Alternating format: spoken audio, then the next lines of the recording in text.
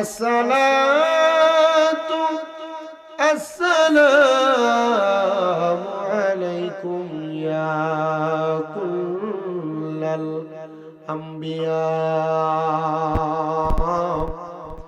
আসসালাতু আসসালামু আলাইকুম ইয়া আহলে বায়াত পাকে পঞ্জাতুন আসসালাতু আসসালামু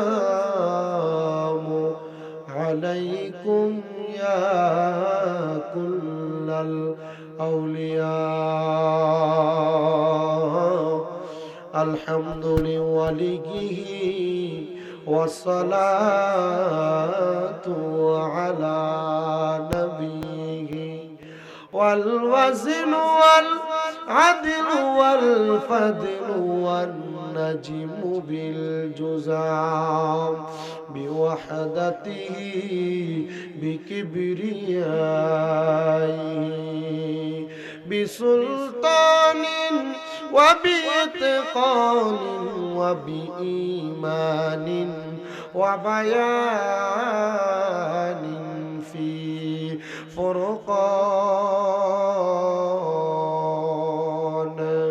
وحده لا شريك له ولا نظير له ولا مثل له ولا مثال له أجمل أنوال له ونشهد أن سيدنا إيماننا وقدوتنا وسندنا محمد رسول الله صلى الله عليه وسلم الذي أرسله بالحق بشيرا ونذيرا وداعيا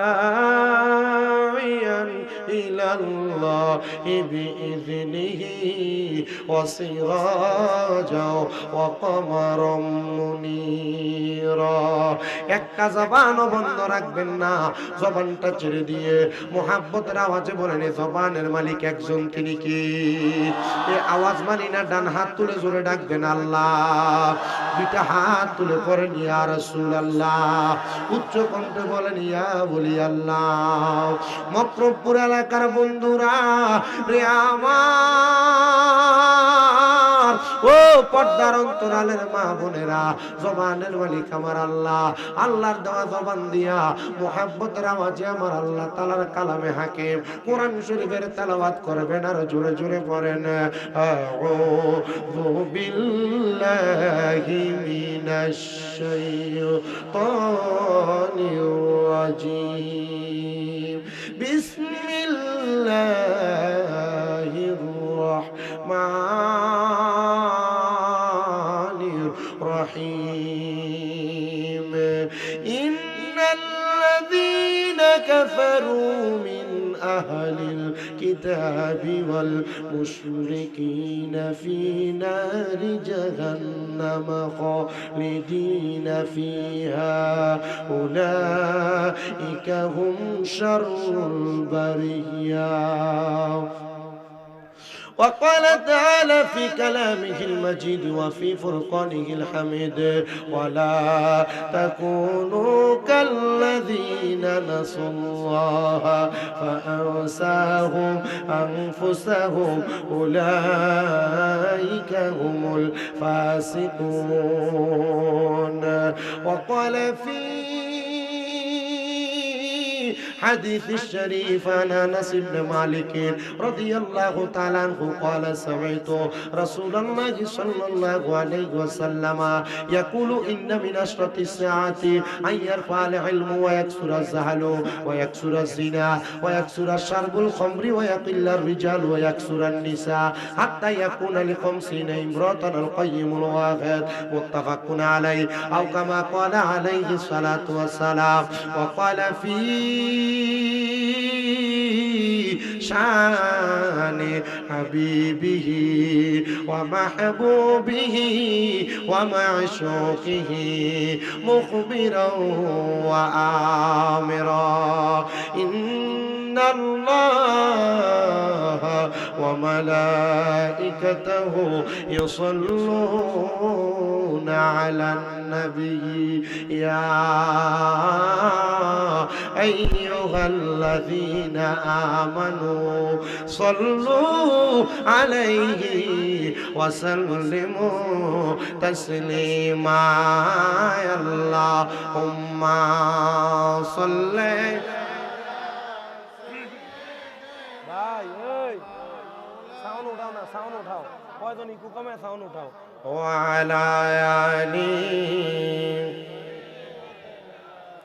মা এই আওয়াজ মানে আরো জবান খুলে মোহাব্বতের আওয়াজে পড়েন আল্লাহুম্মা ইকুটা বন্ধ করো কইরা সাউন্ড দাও ইকুটা বন্ধ করে সাউন্ড দাও ওয়া আলা আলি সাইয়্যিদিনা ওগো নবীজি ওগো মায়ার নবীজি গাছের ডালের পাখি যদি হইতাম উড়ে উড়ে রওজা জিয়ারত করিতাম আল্লাহুম্মা সাল্লি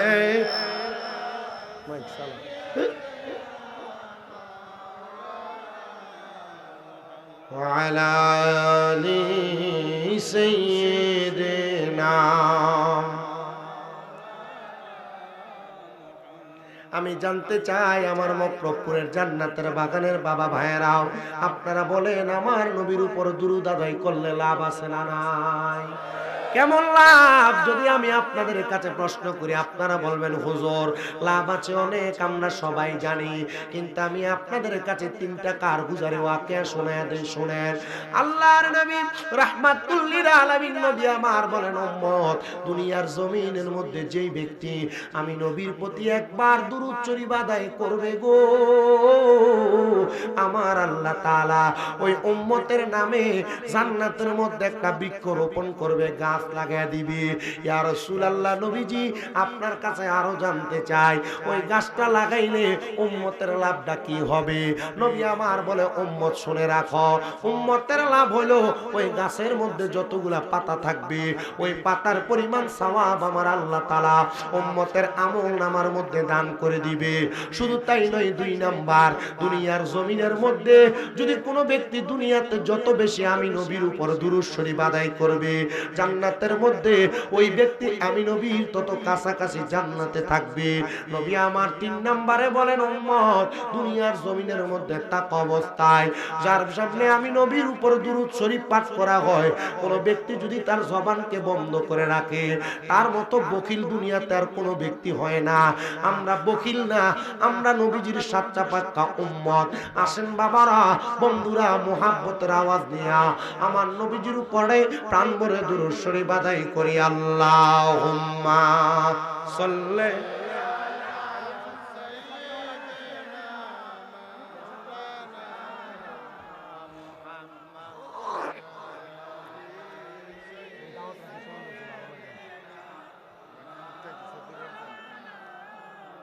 মুহাম্মদ দয়াল নবীর ফসিনা মুবারক মেশকার চাইতে আরো সুগ্রাণ সাহাবীরা আতর রূপে করতেন তাহা ব্যবহার। আল্লাহুম্মা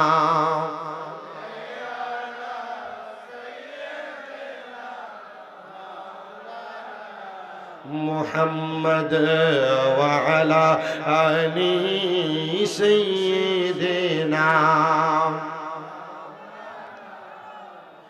লা ইলাহা লা যিকর লা ইলাহা লা জিকির লা ইলাহা হাসবি রব্বি জাল্লাল্লাহ পড়েন হাসবি রব্বি हो मा फी क़ल्बी गैरुल्लाह नूर मुहम्मद सल्लल्लाहु ला इलाहा লা পড়েন আল্লাহ সারা মাবুদ নাই আমার নবীজি ছাড়া ও পাই নাই বলেন আল্লাহ সারা মাবুদ নাই আমার নবীজি ছাড়া ও পাই নাই ওই নবীকে পাইতে হইলে ওই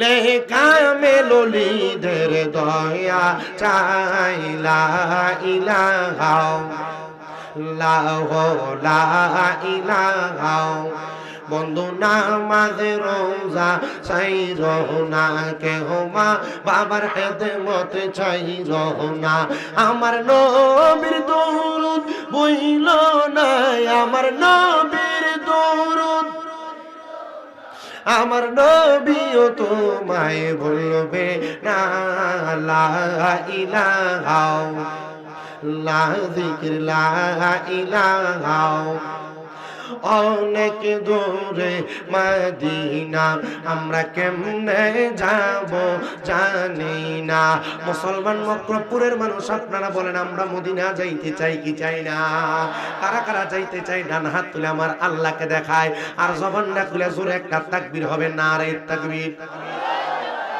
একটা কথা বলেন কাউকে বসতে বলবেন না যারা আসবে দাঁড়ায় থাকবে থাক দাঁড়ায় অসুবিধা নেই আমার মাহফিলের সিস্টেম দেখবেন অটোমেটিকলি পুইরা গেছে আমি কাউকে বসতে বলি না না না থাক মাহফিলের যারা আছেন আপনারা বসেন কাউকে বসতে বলবেন না কাউকে ডাকও দিবেন না আমার মাহফিলের সিস্টেম আমি ডাইক কিনা বসাই না আমি ওয়াজ করবো এর কাছে ভালো লাগবে হ্যাঁ বলবো কথা কেন জোর করে কি জোর করে ভালোবাসা আদায় করুন যাইব মোহাব্বতে ওয়াজ হবে মোহাব্বতে আইসা বসে যাবে দেখবেন অটোমেটিকলি পুইরা গেছে বসতে বলবেন না কাউকে আপনারাও বসে যাবেন স্বেচ্ছাসেবকের ওয়াজ শুনতে হবে কারণ এই বাংলাদেশে যত ওয়াজ মাহফিল হয় যারা মাহফিল করে হেরাই ওয়াজ হয় না আছে না এমন এই জন্য আসে পড়েন তবে কারণ আমি এখানে আইসে একটা জিনিস দেখে খুব খারাপ লাগছে আমি দেখছি ইমাম সাহেব নামাজ পড়ায় কোরআন তেলাওয়াতের লাহান কি সুন্দর সুন্দর করে পড়াইতেছে কিন্তু আমি দেখছি বাজারে মসজিদে যে পরিমাণ মানুষ এর থেকে 7 গুণ বেশি হইব মানুষের কথা কি বুঝতে পারছেন এই জন্য বাংলাদেশে যে ওয়াজ মাহফিল চলে ওয়াজ মাহফিল দিয়ে মানুষ হেদায়েত হয় ওয়াজ মাহফিল দিয়ে কি হয় না এটা কোন রকম একটা ট্র্যাডিশন হিসেবে চালায় যেতেছে ওয়াজ মাহফিল করাইলে মানুষ আমার বালা কইব আমার মসজিদের একটা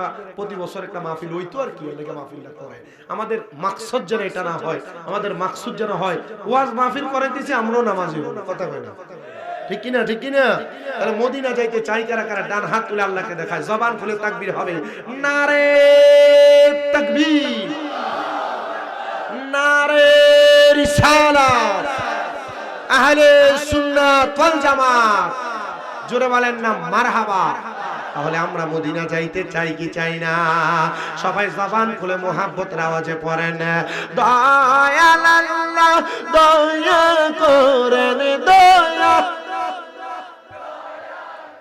রানী নসিবি করেন মদিনা লা ইলাহা লা ইলাহা লা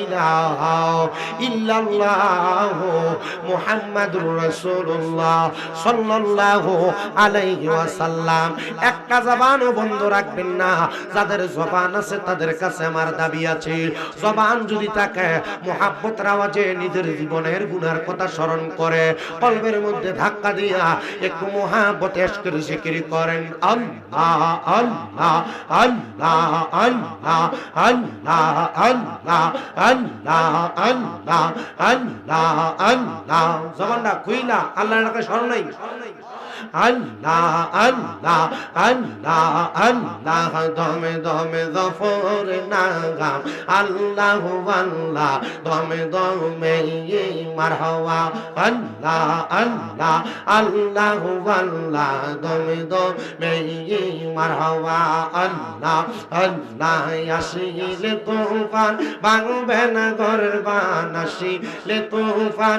ভাঙবে না ঘরের বান বন পাখি উইরা যাইব নিজম জঙ্গলায় তমে দমে মারহাবা আল্লাহ আল্লাহ আল্লাহু আল্লাহ তমে দমে মারহাবা আল্লাহ আল্লাহ কে বা তোমার বইনো ভাই কে হবে তোর সঙ্গের ভাই কে বা তোমার বইনো ভাই সঙ্গের সাথী কেহ নাই পরকালে যাইবার বেলা কাউরে পাইবা না মারহাবা আল্লাহ আল্লাহ দমে দমে মাশাআল্লাহ আল্লাহ আল্লাহ সুবহানাল্লাহ খুইলা মোহাব্বতে একজন জিন্দা নবী শুইয়া আছে গো মদিনার শহরে নবী গো আর কি দেখা হবে নি জীবনে মারহাবা আল্লাহ আল্লাহ নবী গো আর কি দেখা হবে নি জীবনে মাশাআল্লাহ আল্লাহ আল্লাহ কাউকে বসতে বলো না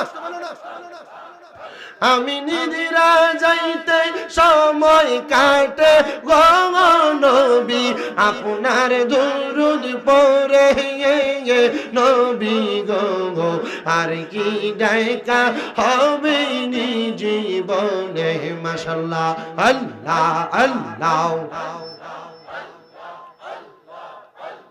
মুর্শিদ মুর্শিদ কইরাই আমার ঘুমাসে না নয়নে আমারে বলিবা গো মুর্শিদ কে মনে মাশাআল্লাহ আল্লাহ আল্লাহ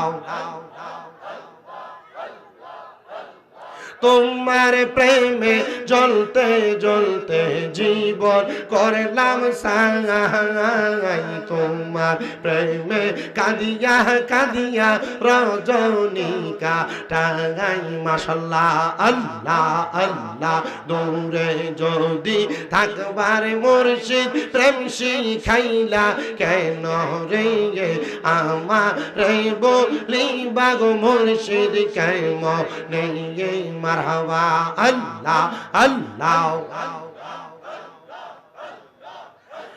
লা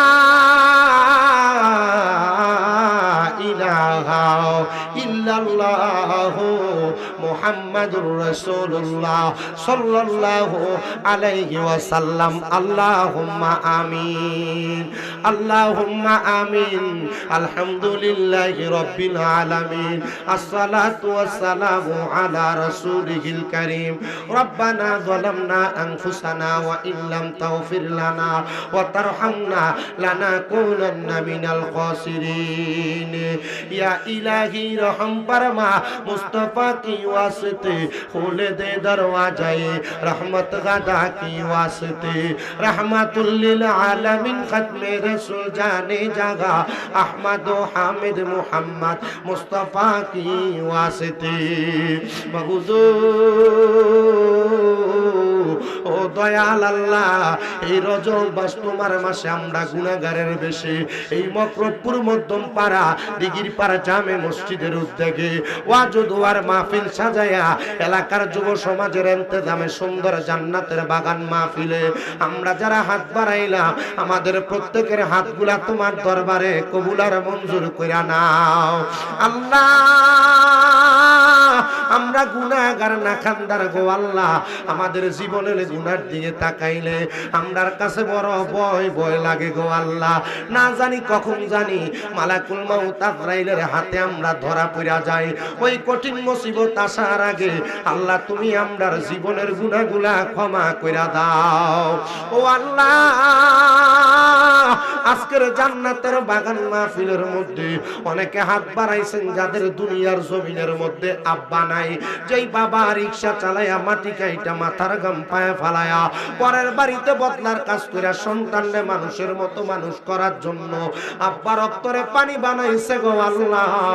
আজকের মুনাজাতের উসিলায় আমাদের যাদের বাবা কবরে, আব্বার কবর জান্নাতের বাগান বানায়া দাও ও আল্লাহ। ফরিয়াদ তোমার দরবারে। কে জানি হাত বাড়াইছে, কার জানি দুনিয়ার জমিনের মধ্যে মা নাই। হাইরে মা,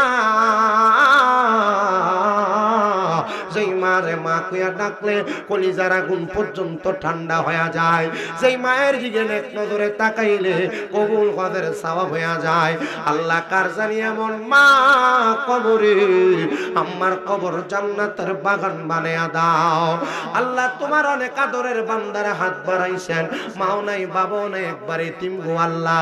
তাদের আম্মা আব্বার কবরে আর আযাব দিও না আল্লাহ। যাদের মা বাবা বেঁচে আছে গো, হায়াতে তৈয়বা নসিব করে দাও। যাদের মা বাবা অসুস্থ, পরিপূর্ণ সুস্থতার নিয়ামত দান করে দাও।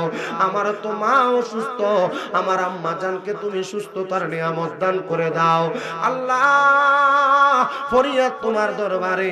আমাদের বংশের মানুষ, মায়ের বংশ, বাবার বংশ, দাদা দাদি, নানা নানি, আত্মীয় স্বজনের বংশের মানুষ যারা কবরে, তাদেরকে মাফ করে দাও।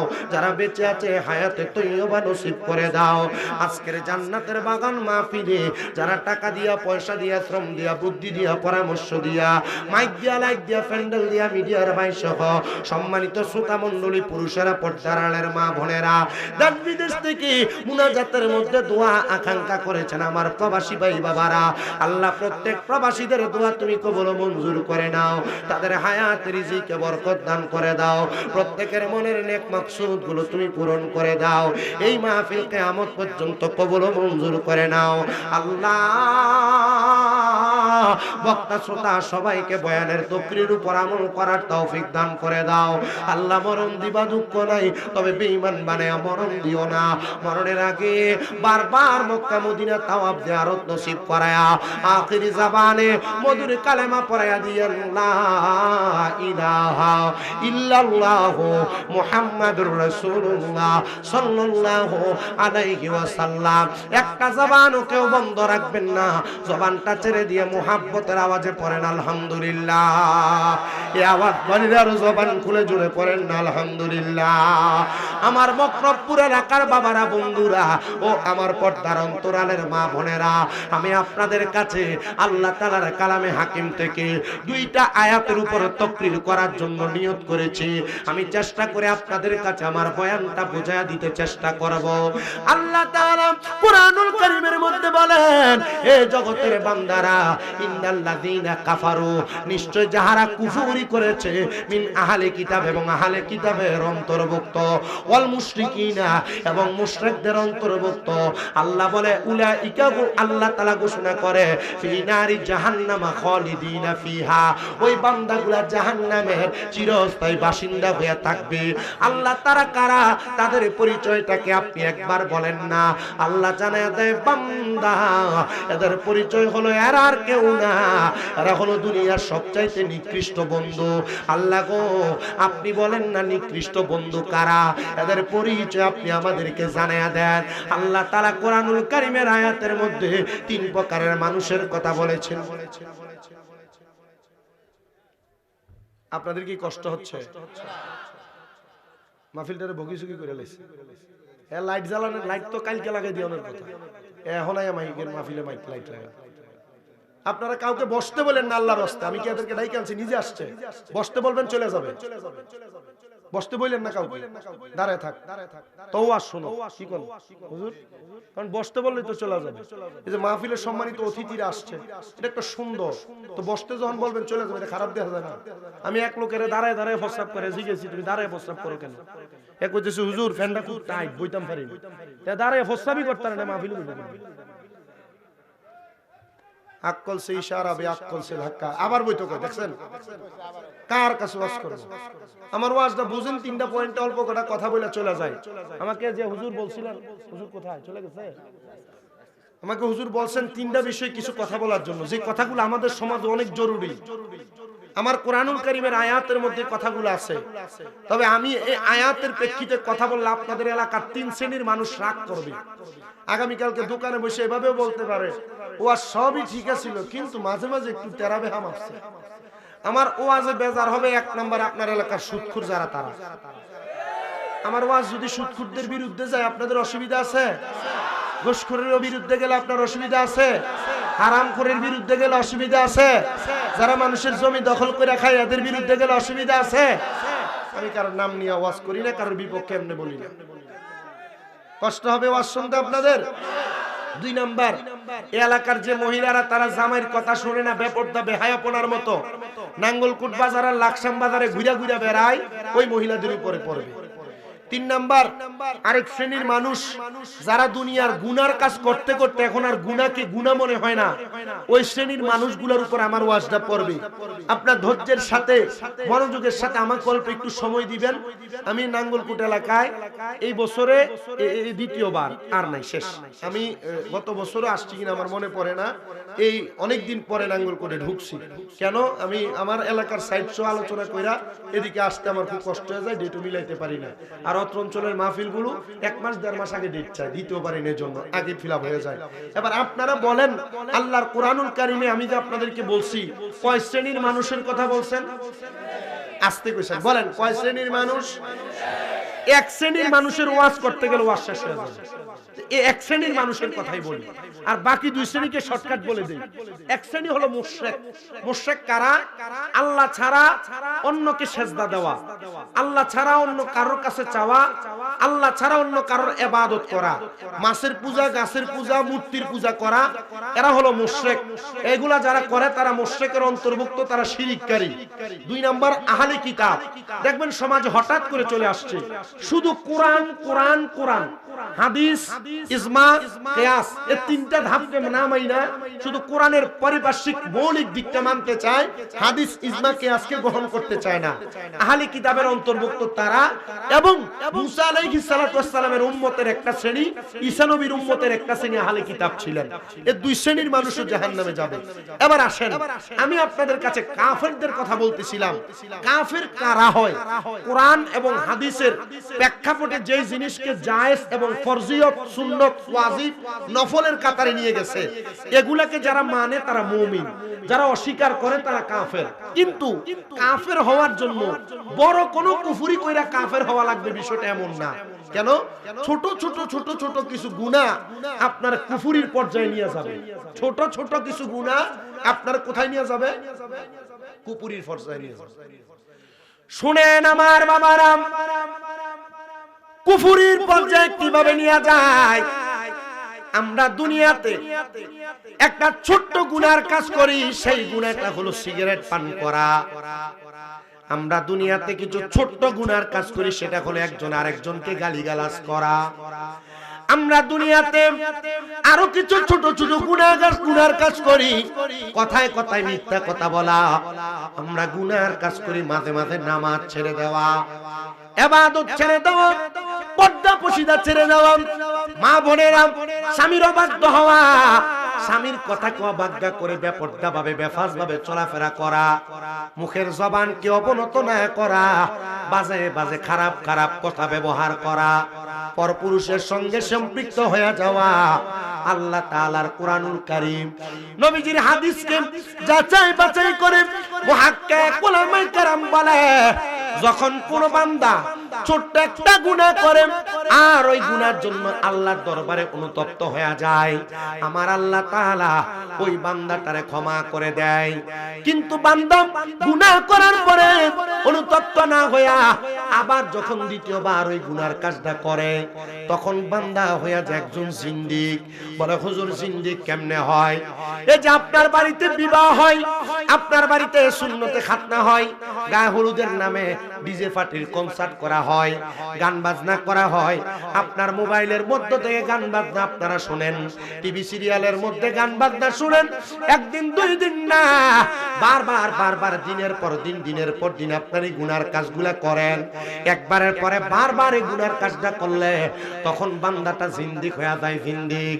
আল্লাহর হাবিব বলে শুধু তাই না, যখন বান্দাটা জিন্দিক হয়ে যায়, এবার বান্দা গুনাহ জানার পরেও যখন তৃতীয়বার আবার এই গুনার কাজটা করে, তখন বান্দা আল্লাহর আইনকে অমান্য করা শুরু করে, আল্লাহর আইনকে বাদ রাইখা বান্দা নিজের ইচ্ছা মতো তার জীবনটাকে চালায়, তখন বান্দাটা মুরতাদ হয়ে যায়, মুরতাদ।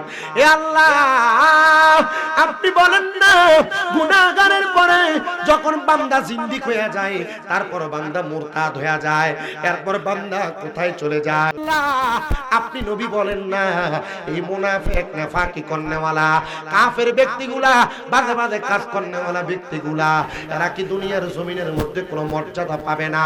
নবী আমার বলেন না, দুনিয়াতে না, এদের মর্যাদা দুনিয়াতে নাই, এদের মর্যাদা কবরে নাই, এদের মর্যাদা হাসরে নাই, এদের মর্যাদা ফুলসেরাতে নাই, এদের মর্যাদা মিজানে নাই, এদের মর্যাদা জান্নাতের মধ্যে নাই তো নাই, এদের ঠিকানা হলো ফি নারি জাহান্নামা খালিদিনা ফিহা, এরা জাহান্নামের মধ্যে চিরস্থায়ী বাসিন্দা হয়ে থাকবে। হুজুর কেমনে বুঝবো? এটার কয়েকটা সিম্পটম আমাদেরকে জানার দরকার। আল্লাহর হাবিব মুহাম্মদ রাসূলুল্লাহ সাল্লাল্লাহু আলাইহি ওয়াসাল্লাম নবী আমার বলেন, উম্মত, এটার সিম্পটম তুমি বান্দার মরার পরে জানা লাগবে না, মরার আগে এটার সিম্পটম আমার আল্লাহ দেখায়া দেয়। হুজুর কেমন করে দেখায়া দেয়? আল্লাহর হাবিব বলতেছেন, মানুষ শুনে রাখো, একটা মানুষের যখন হায়াতের জিন্দেগি শেষ হয়ে যায়, আমার আল্লাহ তাআলা লামকানের মধ্যে একটা গাছ লাগাইছেন, যে গাছের নাম সাদরাতুল ইয়াকিন গাছ। কোন বর্ণনাকারী বলেন গাছটার নাম তওবা। ওই গাছের মধ্যে আমার আল্লাহ তাআলা এতগুলা পাতা রাখছে, দুনিয়াতে যত বান্দা ওই গাছের মধ্যে ততগুলা পাতা, প্রত্যেকটা পাতায় পাতায় বান্দাদের নাম লিপিবদ্ধ করে আছে। যখন তওবা নামক গাছের একটা পাতা ঝরে পড়ে যায়, ওই পাতাওয়ালা বান্দাওয়ালা বান্দাটার কাছে আমার আল্লাহ তাআলা রহমতের ফেরেশতা পাঠায় না। আল্লাহ তাআলা ওই সময় ওই বান্দার কাছে মালাকুল মউত আজরাইলকে পাঠায়। মুমিন বান্দা না, মুনাফিক বান্দা, হারামখোর বান্দা, পরের হক খানেওয়ালা বান্দা, কাফের বান্দা, মুশরিক বান্দা, বেআমল বান্দার কাছে আমার আল্লাহ তাআলা তখন মালাকুল মউত আজরাইলকে পাঠায়। এ বাবা, একটা কথা আমি আপনাদের কাছে সারাংশ হিসেবে বলে যাই। মালাকুল মউত আজরাইলের নাম কিন্তু মালাকুল মউত ছিল না, শুধু আজরাইল ছিল। আমার আল্লাহ তাআলা বান্দার নাম মালাকুল মউত রাখছে তখন যখন আমার আল্লাহ আদম বানায় নাই তার আগে। যখন আমার আল্লাহ আদম বানায় নাই তার আগে আল্লাহ তাআলা আদম সৃষ্টি করার জন্য দুনিয়ার জমিনে হযরতে জিবরাইল আলাইহিস সালাতু ওয়াস সালামকে প্রেরণ করেছেন। জিবরাইল আলাইহিস সালাতু ওয়াস সালাম দুনিয়াতে মাটি নেওয়ার জন্য যখন আসতেন, মাটি নিতে পারে নাই, কারণ জিবরাইলের কাছে মাটির জবান খুলে গেছে। মাটি বলছেন, জিবরাইল আমার নিও না, আমার আল্লাহ তাআলা এই মাটি দিয়া আদম বানাইবো। আদম মারামারি করবে, আদম পিটাপিটি করবে, আদম রক্ত ঝরাইবে।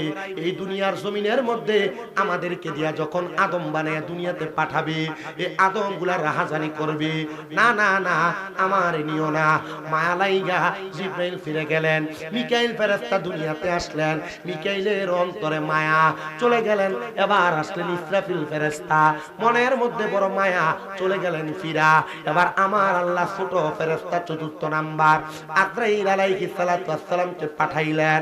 আজরাইল যখন মাটির মধ্যে খামা মারলেন, সাথে সাথে মাটির জবান খুলে গেছে। মাটি বলে, আজরাইল আমার নিও না, আল্লাহ আদম বানাইবো। আমার আল্লাহ তাআলা জানাইয়া দিয়েছেন আজরাইলের কাছে মাটি আমার লাগবে। আজরাইল তখন ফেরেশতার শব্দ ব্যবহার করেছে, এ মাটি, মনিবের হুকুম অমান্য করা যাবে না। আল্লাহ তাআলার হুকুম মান্য করার জন্য তুমি মাটিকে নেওয়া লাগবে। একটা খাবলের সাথে আজরাইলে 40 মণ মাটি নিয়ে গেছে।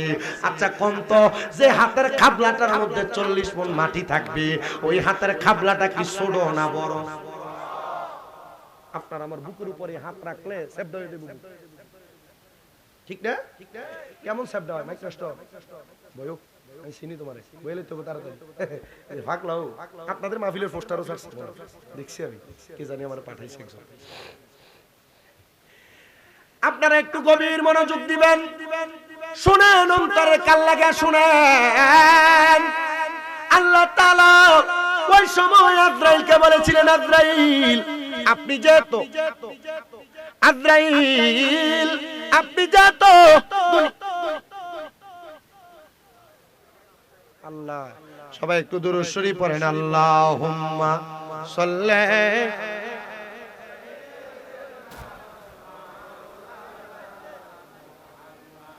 ওয়া আলা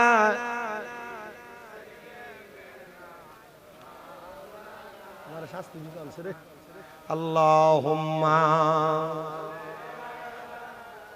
আমি দাওয়াত রাখার সময় বলছি ভালো দেখে মাইক ওয়া আলা আলি সাইয়্যিদিনা। নবীজি আপনার ভালোবাসায় জীবনের গোনা জড়ে যায়, নবীজি আপনার ভালোবাসায় ফয়সাল করনি জুব্বা পায়। আল্লাহুম্মা সাল্লি, মোহাব্বত নিয়ে পড়েন, ঈমান তাজা হবে। মা ওয়া আলা আলি সাইয়্যিদিনা। আল্লাহ তাআলা তখন বলেছিলেন, আজরাইল আমার বাকি তিনটা ফেরেশতাকে বলেছিলাম মাটি আনার জন্য পারে নাই, তুমি যেহেতু পারছো, তোমার ক্ষমতা ভালো, যাও যাও যাও, আমি তোমার এখন আজরাইলের সাথে নাম রাখলাম মালাকুল মউত, মানে মৃত্যুর ফেরেশতা। আদম সন্তানের মধ্যে যাদের হায়াত শেষ হয়ে যাবে, তুমি তাদের রূহটা কবজ করবা, যাও, তোমাকে দায়িত্ব প্রদান করা হলো। হযরত মালাকুল মউত আজরাইল আলাইহিস সালাতু ওয়াস সালাম গাছের পাতাটা ঝরে পড়ার পরে আপনার সামনে আসবে, আমার সামনে আসবে। ও বন্ধুরে, ওই ফেরেশতা আসার আগে আমার আল্লাহ তাআলা আপনার সামনে আমার সামনে, যারা আপনি আমির মধ্যে নামাজি নাই বেনামাজি, যারা হারাম কর বারবার বলতেছি, যারা বেআমল, যারা ঈমান ওয়ালা না, যারা নামাজ পড়ে না, রোজা রাখে না, পরের হক মাইরা মাইরা খাইতে আর বড় ভালো লাগে। আল্লাহর নবী রাহমাতুল লিল আলামিন নবীজির 7টা হাদিসকে একসাথে করে আমি আমার বয়ানটা আপনাদেরকে শোনাইতেছি। নবী আমার শিক্ষা দেয়, উম্মত শুনো রে, শুনো, ওই সময় দুইটা ফেরেশতা পাঠাইব, ওই ফেরেশতাগুলোর চোখগুলা হবে একবারে নীল রঙের, ওই ফেরেশতাগুলোর চোখগুলা হবে নীল রঙের। ওই ফেরেশতাগুলা যখন বান্দার সামনে আসবে, বান্দা ফেরেশতাদের চেহারা দেখা ভয়ে বিছানার মধ্যে প্রস্রাব করে দিবে, ভয়ে বিছানার মধ্যে পায়খানা করে দিবে। হায়রে, প্রস্রাব পায়খানা করে দিলে ওযু ছুটে যায়। এবার ওযু যদি ছুটে যায়, ঈমান নিয়ে মরার আর কোনো গ্যারান্টি নাই। এবার বান্দার সামনে মালাকুল মউত আজরাইল আইসা দাঁড়ায়া যায়। বান্দা তার জবান দিয়া বলার চেষ্টা করে, আজরাইল আমার রূহ তুমি এখন কবজ কইরো না, আমি মরণের জন্য এখনো পর্যন্ত প্রস্তুতি গ্রহণ করি নাই, আমার আরো এখনো সময় বাকি আছে।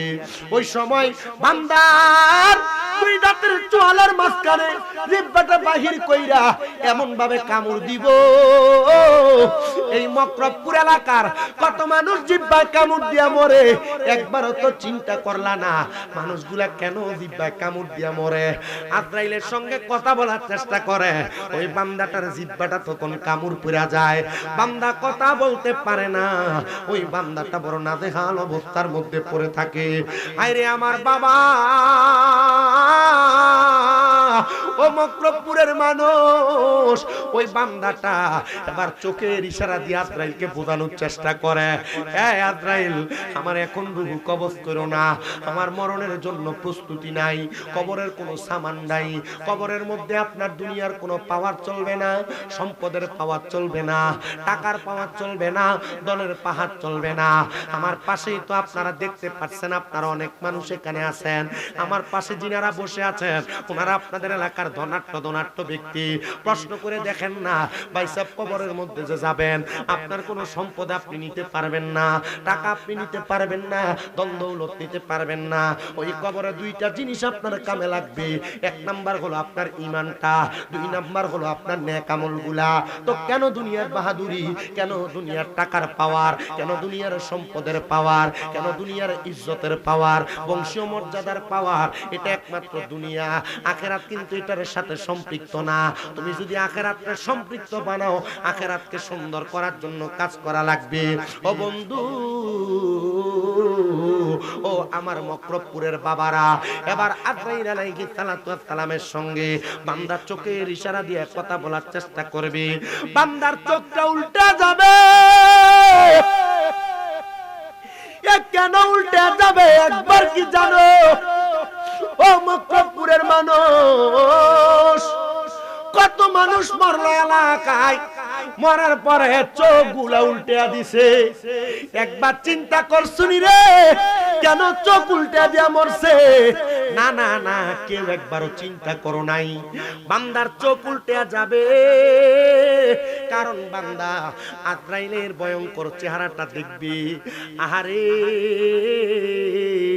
এবার যখন বান্দা কথা বলতে পারবে না, চোখও নাড়তে পারবে না, আজরাইল আলাইহিস সালাতু ওয়াস সালাম এবার আজরাইলের হাতটা কি ছোট না বড়? যে হাতে 40 মণ মাটি আটে, এই হাত কোনো ছোট হাত না। তারা দোয়ান ফাড়ে বইয়ে রয়েছে, এরা চিন্তা করতেছে রে মাহফিলে কোনো মানুষ নেই, হুজুর গলাটা ফাড়ে লিতেছে। আয়া দেখ বেড়াই, মানুষ বহনের জায়গা নেই বেড়াই। মারহাবা কয় না রে। আল্লাহ কবুল করেন, করেন আমিন। মুহাব্বতে পড়েন আমিন। এ বাবা, সময় কম, আমি আপনাদের কাছে আমার কথাগুলা বোঝানোর চেষ্টা করি। এবার আজরাইল একটা বেঈমান বেআমল হারামখোর বান্দার বুকের উপরে হাতটা যখন রাখবে, কত কষ্ট একটু শুনেন। আমি আল বিদায়া ওয়ান নিহায়া ইসলামিক ফাউন্ডেশন কর্তৃক ছাপানো 14 খণ্ডের একটা কিতাব। ওই কিতাবের মধ্যে আমার নবীর ইন্তেকালের ব্যাপারে পড়তে গিয়ে দেখলাম, রাহমাতুল লিল আলামিন নবীর রূহ মুবারক নেওয়ার জন্য আজরাইল যখন আমার নবীজির সামনে আসছে, আমার নবীজির বুক মোবারকের উপর আজরাইলের ডান হাতটা শুধু একবার রাখা হয়েছিল। আমার নবী একটা চিৎকার মারছে, আল্লাহ। সবাই মুহাব্বতে পড়েন আল্লাহ, জোরে বলেন আল্লাহ, আর মায়ার সুরে পড়েন না আল্লাহ। জিবরাইল আমিন জিজ্ঞাসা করে, আল্লাহর হাবিব মুহাম্মদুর রাসূলুল্লাহ, আপনি এমন ভাবে কেন ডাক দিলেন গো নবী? আমার নবী বলেন, হে জিবরাইল, আজরাইলের হাতটা যখন আমি নবীর বুক মোবারকের উপরে রাখছি, আমার কাছে মনে হইছে পৃথিবীর সবচাইতে বড় পাহাড়টা, বড় পাথরটা মনে হয় আমি নবীজির বুক মোবারকের উপরে চাপা দেওয়া হইছে। আজরাইল রে, আমি নবীর উম্মত রে কি এত কষ্ট দিয়া রূহ নিব? আজরাইল জবাব, জিবরাইল রে, আমি নবীর উম্মত রে কি এত কষ্ট দিয়া রূহ নেওয়া হবে? না গো নবী না, আপনার উম্মত যারা আপনার এতাত করছে, আপনার পথে চলছে, আপনার মতে চলছে, তারা এমন কষ্ট দেওয়া হবে না। এ মায়ার নবী, শুধু আপনার উম্মতদেরকে এলানটা করে দেওয়ার জন্য আপনি নবীর কাছে এমন একটা টেস্ট দেওয়া হইল। আমার নবীজি বলেন, উম্মত মরার বড় কষ্ট রে, ওই কষ্ট তোমরা সহ্য করতে পারবা না। কিন্তু বেঈমান বেআমল বেনামাজি হারাম কোটার অবস্থা কি হবে? হাতটা রাখার সাথে সাথে বান্দার 1 নম্বরে ঘাড়ের শাহরগ গুলা ঠাস ঠাস করে ছিঁড়ে যাবে, হাতের রগ গুলা ছিঁড়ে যাবে, পায়ের রগ গুলা ছিঁড়ে যাবে, রক্ত চলাচল করতে পারবে না। তখন বান্দার রক্ত গুলা নাকে দিয়া মুখে দিয়া বের হয়ে যাবে। কত মানুষ মারা যায়, মারা যাওয়ার সময় নাকে মুখে দিয়া রক্ত ছেড়ে দেয়, কিন্তু কেন ছাইরা দেয় এখন তুমি একবার বুঝা লও। শুধু আজরাইল থাবাটা দেওয়ার সাথে সাথে বান্দার রগগুলা ছিঁড়া যাইলে রক্ত চলাচল করতে পারে না, বিদায় বান্দার নাকে মুখে দিয়া রক্ত বের হয়। নবী গো, ওই বান্দার রূহকে আর কবজ করা হয় না? বলে হ্যাঁ, কবজ করা হয়। পয়গম্বর হযরত ইদ্রিস আলাইহিস সালাতু ওয়াস সালামের জীবনী পড়তে দেয়া দেখলাম, ওই নবী বলেন, দুনিয়ার মানুষ তোমরা শোনো গো, একটা বেঈমান বেআমল হারামখোর বেআমল বেনামাজির রূহটা যখন কবজ করে তার এত কষ্ট হয়, এত কষ্ট হয়। একটা ছাগল রে, একটা বকরি রে জীবিত অবস্থায় লটকা দিয়া জবে না কইরা চামড়াটা টাইনা টাইনা ছিঁড়া ফেললে ওই বকরির যত কষ্ট হয়, একটা বেআমল বেঈমানের তার চাইতেও বেশি কষ্ট হয়। শুধু কষ্ট হয় না, কষ্ট হয় না, কষ্ট হয় না রে, শুধু কষ্ট হয় না, এমন কষ্ট বান্দার রূহটা নিয়ে যাওয়া হয়, বান্দার দেহ নিথর ভাবে পড়ে থাকে, ওই দেহের কোনো দাম নাই, সম্মান নাই, ইজ্জত নাই। আশিক লিখতেছে দেহ তোমার চর্মচর গলে পচে যাবে, শিরায় উপশিরা গুলো ছিন্ন ভিন্ন হবে, দণ্ড মেরু দণ্ড সবই হবে খণ্ড খণ্ড, দণ্ড মেরু দণ্ড সবই হবে খণ্ড খণ্ড, সকলই হবে তোমার পরে।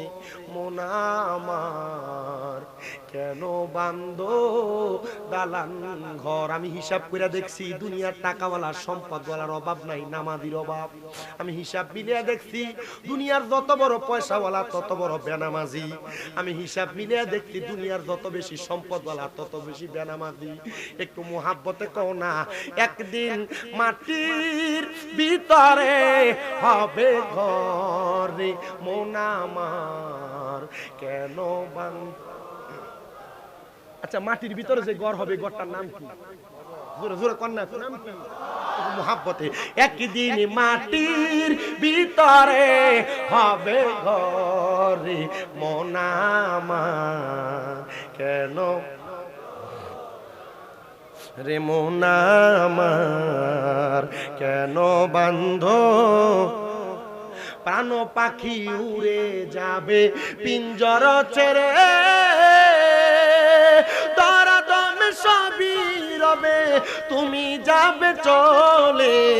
বন্ধু বান্ধব যত মাতা পিতা তারা সুত, বন্ধু বান্ধব মাতা পিতা তারা সুত, সকলই হবে তোমার পর। রে মন আমার কেন বান্ধো দালান ঘর, একদিন মাটির ভিতরে হবে ঘর। রে মন আমার কেন।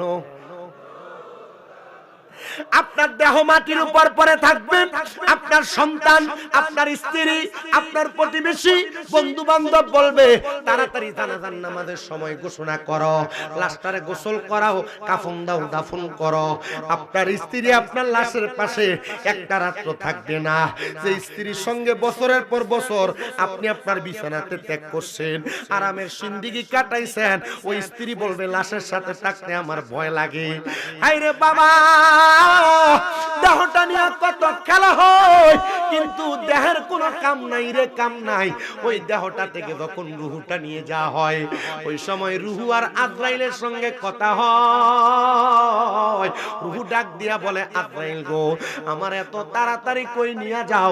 তুমি যদি জানতা আমার জন্য কত যন্ত্রণাদায়ক শাস্তি রেডি করে রাখা হয়েছে, তাহলে তুমি আমার এত তাড়াতাড়ি নিয়ে যাইতা না, আমার এত তাড়াতাড়ি নিয়ে যাইতা না, আমার এত তাড়াতাড়ি নিয়ে যাইতা না। রুহু কি শাস্তি তোমার জন্য রেডি করে রাখছে জানোনি? রুহু বলবে, আমি জানি, তবে কেন তুমি শাস্তির কথা ভয় কইরা দুনিয়াতে তোমার বদবদ কাজগুলা ত্যাগ করো নাই? তাহলে তুমি জানো তোমার জন্য কি কঠিন শাস্তি? বলে হ্যাঁ। এক নাম্বার শাস্তিটা কি? বলে এক নাম্বার শাস্তি না রে, যখন জাহান্নামে আমাদেরকে পতিত করা হবে, ওই বান্দার রূহটা নিয়া আজরাইল আলাইহিস সালাতু ওয়াস সালাম কাপড় দ্বারা তার নাকের মধ্যে এমন ভাবে আবদ্ধ করবে, নাকটারে আবদ্ধ কইরা বান্দার রূহটারে প্রথম আসমানে নিয়ে যাওয়া হবে। প্রথম আসমানের মধ্যে দাঁড়ায়া অন্যান্য অনেক ফেরেশতা থাকবে। আমি কইরা দেখলাম ডান দিকে 19 জন ফেরেশতা, বাম দিকে 19 জন ফেরেশতা। ওই ফেরেশতারা বান্দার রূহটা দেইকা থু থু থু থু নিক্ষেপ করবে।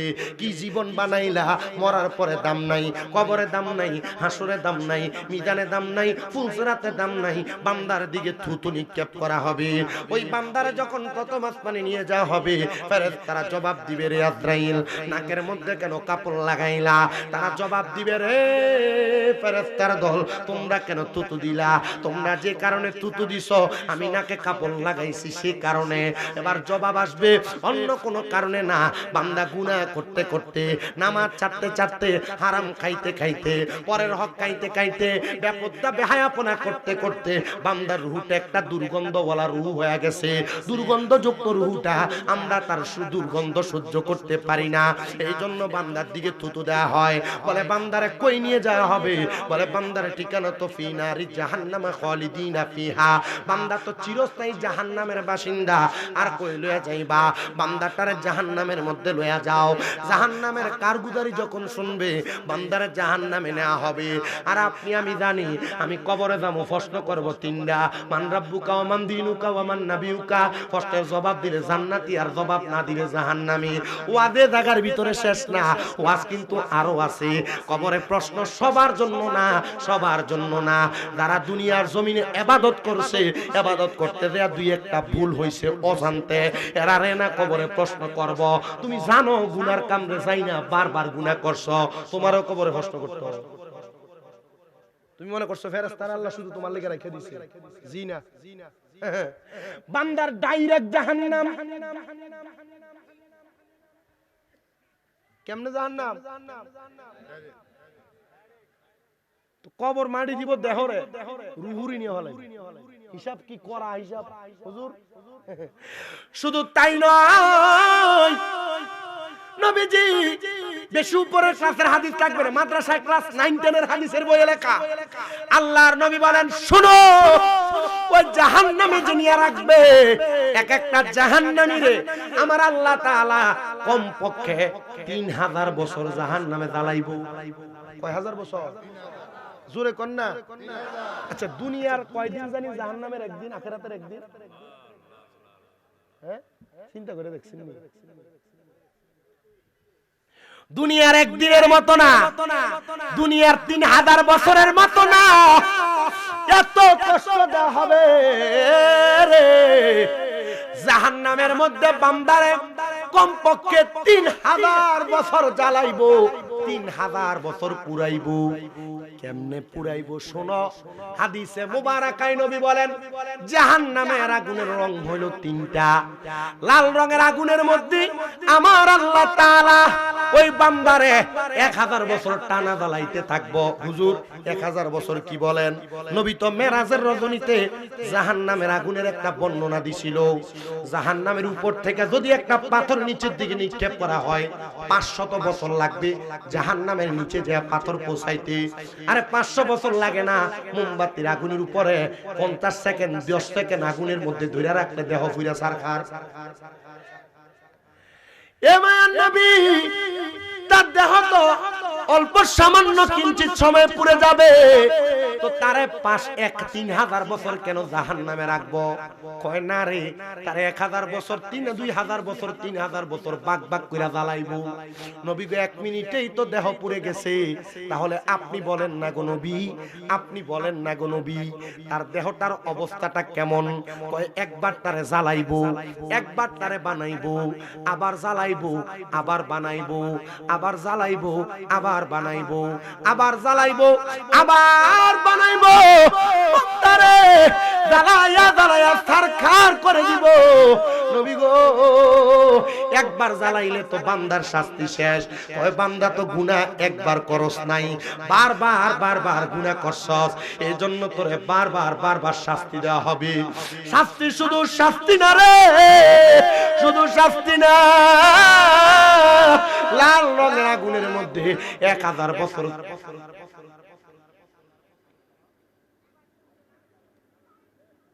কি করেন আপনি? কি তো দরকার আছে? দরকার নাই তো।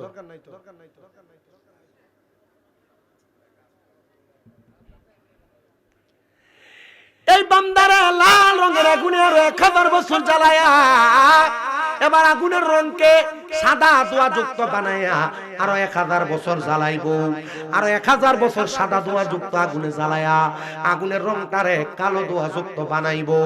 ওই কালো ধোঁয়া যুক্ত আগুনের মধ্যে বান্দারে আরো 1000 বছর 3000 বছর পূর্ণ করব।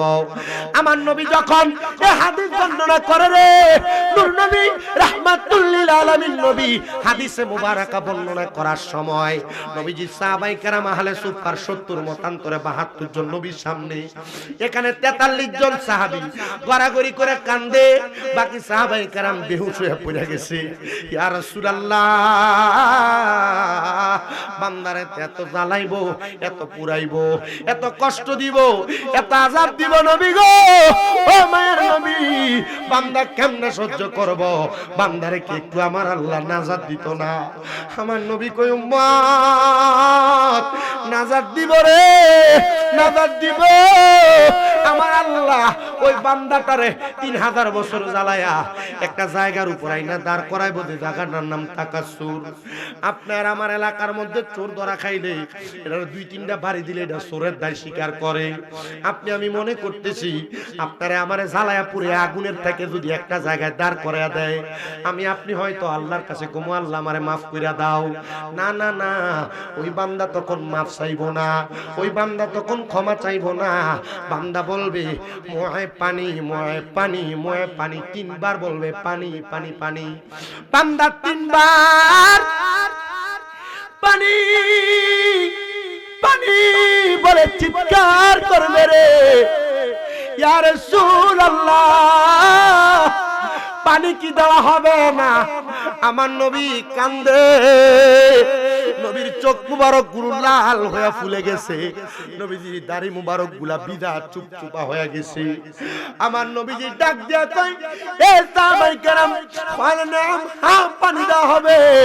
নবী গো, কেমন পানি দেওয়া হবে?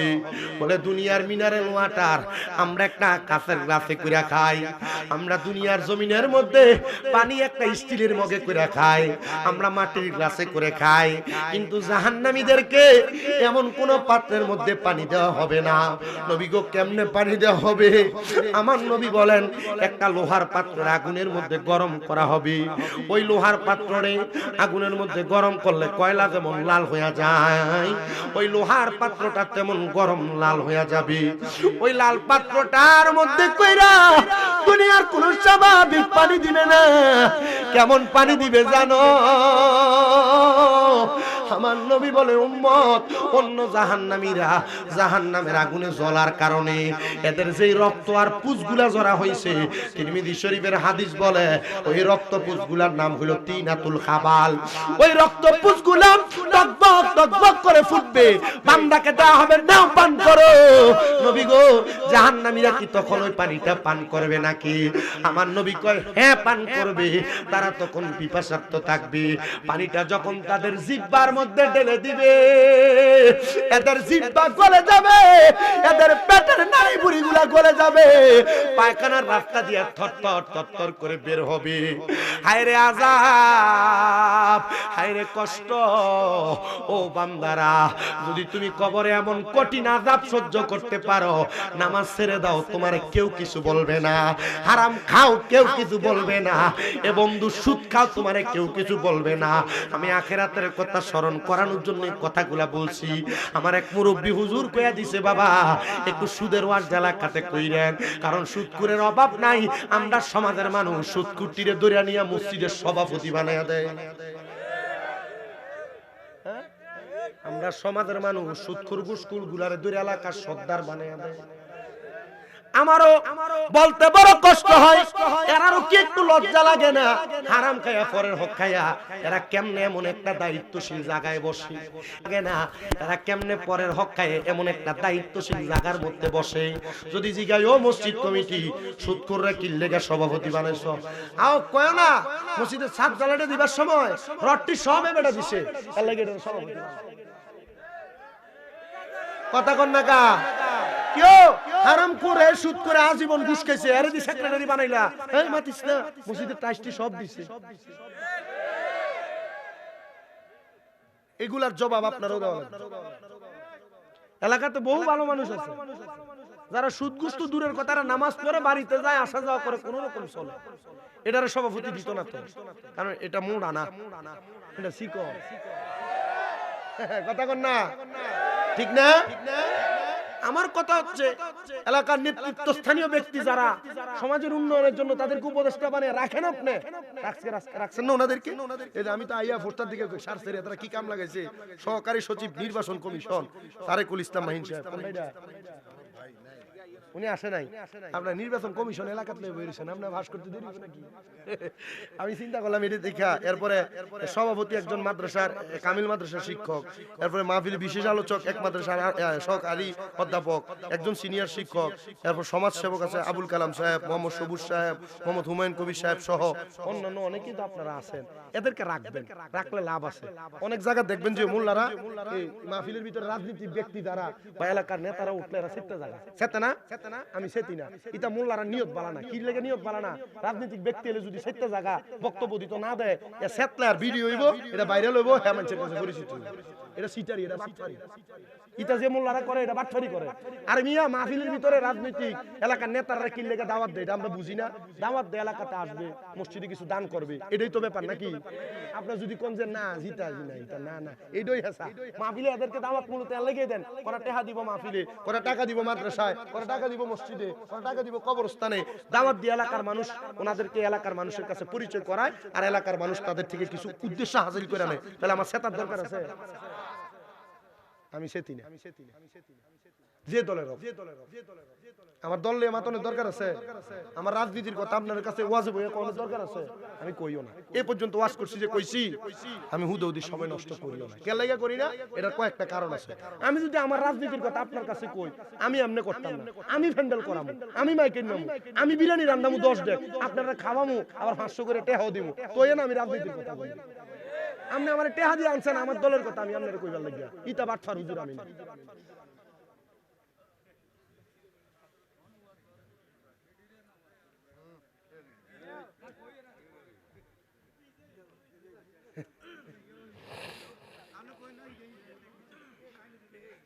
আপনাদের কি কষ্ট হইতেছে? ওয়াজ লাগে লাগে গায়ে লাগে, এটা লাগুন না ওয়াজ না। আমার শেষ, আমার 5টা মিনিট সময় শেষ, আমার শেষ, আমার অল্প 5 মিনিট সময়। ভাই কষ্ট হবে আর 5 মিনিট সময়, অনেক কষ্ট হবে না? আমি চলে যাব। আল্লাহ কবুল করুক, আমিন করুক। তবে আমার একটা, আমি এটা আমার আপনার এটা আমার সবচেয়ে ভালো লাগছে। আপনি আইসা নিরিবিলি বাম দিকে বসে গেছে, তারপর আবার এখানে এসে বসে নিরিবিলি, মানে একটা আছে না এলাকাতে ফাড়াফাড়ি একটা করে, এটা এলাকার তোমাদের যুবক যারা আছে তোমাদেরকে ধন্যবাদ। তোমরা যে একটা শৃঙ্খলাবদ্ধ ভাবে এই যে সুন্দর একটা মাহফিল আঞ্জাম দিছো আর শৃঙ্খলা যে বজায় রাখছো, এটা সব মাহফিল কমিটি পারে না। লাখ টাকা খরচ করে মাহফিল করে, কিন্তু এই জিনিসটা পারে না। আলহামদুলিল্লাহ বলে। এরা আমারে কইছে লাকসাম যে আগে আনবো, আমি আমার ড্রাইভারে কইলাম রে এই লাকসাম এলে হুন্ডার তেল যদি 1 লিটার করে প্রতি হুন্ডা যায় তো মোটামুটি বহুত হুন্ডার তেল যাবো, দরকার নাই আজ্ঞা। সামনে চলে আসছে। এরা যেভাবে নিতে লাগছিল আমি দেখলাম যে এদের মাঝে তোমরা এমনি যে আপ্যায়ন করলে কোন হুজুর তোমরা মাহফিলও মিস করতে না, ইনশাআল্লাহ সব হুজুরে আলহামদুলিল্লাহ পরে। তবে আমি চাই এই যে আপনারা কালারিং পাঞ্জাবি লাগাইছেন যে সব যুবক আপনারা নামাজি হয়ে যান। কি করেন আপনারা? কারণ আমি তো দেখছি মসজিদের ভিতরে পাঞ্জাবিওয়ালা তো চিনা যায়, একজন ছাড়া, একটা সবুজ পাঞ্জাবি ছাড়া একটারও এশারের নামাজে জামাতে দেখা গেছে। এরা চিন্তা করে হাদিয়া দিবি না আমার করে নাম চিন্তা করে আমরার বিরুদ্ধে কোন আর হাদিয়া তো আন। আপনারা বলেন তো মাহফিল করলেই চলবে না, আমরাও নামাজি হওয়া লাগবে? কথা বলেন, নামাজি হওয়ার দরকার আছে কিনা? কারণ মসজিদের ভিতরে তো আমি গেছি, আমি তো দেখছি এখানের 5 ভাগের 1 ভাগ মুসল্লি হইছে না। আমিন বলে। তোর আল্লাহর কাছে মরলে কি জবাব দিবি?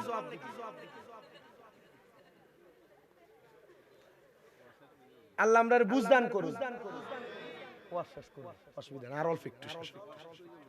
ও আচ্ছা, ওয়াজ শেষ করে দে পারবো। ভাই খেয়াল করছি না কথাটা। আল্লাহ কবুল করেন, পড়েন আমিন। আস্তে কইছিল। আচ্ছা, জাহান্নামীদের ভিড়াটা তাইলে কি আস্তে না জোরে? মাইটটা কি কম না বেশি? খানাটা কি বালা না রক্তপুঞ্জ? সুদ খাইবা খাও, গোশ খাইবা খাও, ফরের হক খাইবা খাও, ভাই বাতিদের জমি দখল করবা করো, বেরিয়ে জামাইর অবাধ্য হইবা হও, যদি এর শাস্তি তুমি ভোগ করার ক্ষমতা তোমার থাকে। ঠিক আছে না? আমি আপনারা কইতাম না নামাজ পড়ো, কারণ আমার থেকে বড় আমার যিনি সৃষ্টিকর্তা তিনি তোমারে কইছে আকিমুস সালাত, নামাজ কায়েম করো। সৃষ্টিকর্তারে মানে না যে হ্যাঁ আমারে মানবো ঠিক। সৃষ্টিকর্তা কইছে নামাজ পড়তে, নামাজ পড়ে না। সৃষ্টিকর্তা কইছে হারাম খায়ও না, হ্যাঁ খায়। সৃষ্টিকর্তা কইছে ফরজ হক খাইতে, হ্যাঁ খায়। তো যে সৃষ্টিকর্তার মানে না, হ্যাঁ আমারও মানতো না। আমার কথা হচ্ছে আপনাকে আমি এগুলা না মানলে কবরে কি ফিরাটা ফিরাইবো এটা কইয়া যাইতেছি, আপনি এটারে ভয় করলে ফরবেন নাইলে করবেন। কারণ এলাকাতে সুদখোরের সিস্টেম ভাব গম্ভীর্যতা অনেক রকমের আছে। এই সুদখোরের কয়েকটা ভাব ভঙ্গিমা আপনার কাছে কইয়া বিদায় লইতেছি। এক নম্বরে সুদখোর দেখবেন এলাকাতে এটা থাকে চলে ফিরে সপ্তাহ সুদি, মাসিক সুদি, বাৎসরিক সুদি, লাখে 30,000 করে খায়। আসেনি আসেনি কালকা মকরপুরে দোহানে বইতে তোমরা সুদ করতে। হ্যাঁ কইবরে আমরা ইচ্ছা তো আজ দিয়ে গেছে। আমার দেখবেন এখন আর বেড়াইতে খানা সুদরা বাড়ি বাড়ি শাসিরা এবারে কাছে শাসি ইয়া ল্যাপটপ দিতাম না, 10,000 টাকা দেন না গো। ইয়া আমার তো টেহা না বেটা, ইয়া আমার বইনি ছিল তাই এডি সাইল্লা টাইল্লা খায়, ইয়া আমার কাছে দিছে এডি সাইল্লা দিবার লাগিয়া, এ মাসে কিছু দিলে তো তাই চলে, তাই জামাই তো কামাই রুজি নাই। বইনের নাম দিয়ে সুদের উপরে টেহা লাগায় এমন বেরিয়াই তো নাঙ্গল কুড়া। আরেক প্রকারের সুদ আছে, যে সুদ দেখবেন এলাকার মানুষের সুদখোর কইব দেখা সরকারি চাকরি পাওয়ানোর ওই পেনশনটা ভাইয়া অথবা জাগার এক কোনা দিয়ে বেচছে 10-15 লাখ এক লগে করে নিয়ে এটারে ব্যাংকে রাখে। এটা রাখা দেয় 10 বছরের লেগা 10 লাখ 10 বছরে রাখলে এটা 10 বছর পরে 20 লাখ হইয়া, এটার নাম দিছে এফডিআর, এটার নাম হইল ন্যাশনাল সুদ। এবার যদি দোহানে বলে দিন কাকা কাম গাছ কিছু করেন না চলেন কেমনে, আল্লাহ চালায় এমন আল্লাহ সালায় নাম দিয়া বাৎসরিক সুদ খাওয়াইন না বেড়ায় তো এলাকায় আসে না নাই। আরেকটা আছে যেটা আপনার বউ আপনারা ফার্ম দিয়ে খাবার, এটা কোনটা? এটা হইলো দেখবেন রাত্রবেলা আপনার কইতেছে তুমি যে যা কামাই করো বাদামের মতো সব খরচ করে লাও, আমরা জিফুতির একটা ভবিষ্যৎ আছে না, আয়ো আমরা ব্যাংকে একটা ডিপিএস করি। এমন ডিপিএস চিন্তা করে আমার ফুতের ভবিষ্যৎ, জিয়ের ভবিষ্যৎ হইব। আচ্ছা হারাম টেহা দিয়া জিফুতের ভবিষ্যৎ জীবনে সম্ভব? এই ফুত বড় আর মা বাপরে বাদ দেন, কারণ হারাম টেহা দিয়া ফুতের মানুষ করছে। কথা কন না আব্বা জি আপনাদের কাছে আবদা। আমার হুজুর আমার আরেকটা বিষয় বলছিল, কারণ আমি তো ফরকালের কথা যখন কইলাম তখন এই বিষয়গুলো ওইটার কাছে তুচ্ছ, এইজন্য ফরকালের ওয়াজটাই করে দিয়ে গেল। একটা বিষয় গেল, তাহলে কি হালাল না হারাম সুদ খাওয়ান যাবো কেমন?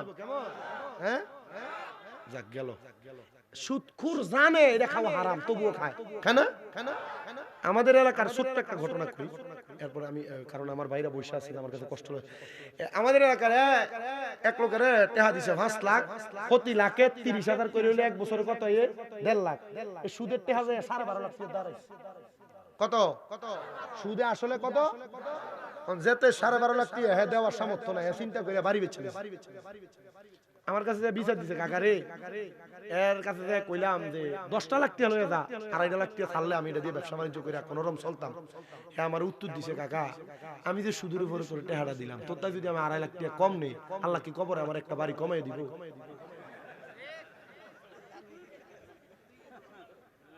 আছে না? ও কাকা এই কথা কইয়া আসরের আজানটা দিছে, তে জালি টুপিটা তার পকেটেতে বাইর কইরা মাথাত লাগাইয়া মসজিদে ঢুকে যা যা কোন কথা কইছে টিয়ালে একবার দেখা করিস যা। এমন মসজিদে ইমাম সাহেবের পিছনে এক কাতারের মুসল্লি খায় সুদ, এমন বেড়ায় তো এলাকায়।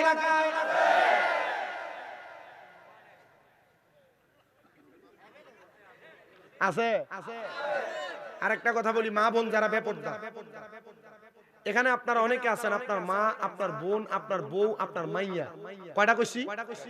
মা, বোন, বউ, মেয়ে, এই 4 জন বেপরদা চলে। আপনি 5 ওয়াক্ত নামাজ পড়েন, এটা তো কাম হইব? আল্লাহর নবীজি আবু দাউদ শরীফের একটা হাদিস, যে হাদিসটা আল্লাহর হাবিব সাল্লাল্লাহু আলাইহি ওয়াসাল্লাম এভাবে বলছেন যে একটা নারীর কারণে 4 প্রকারের পুরুষ মানুষ দোজখে যাবে।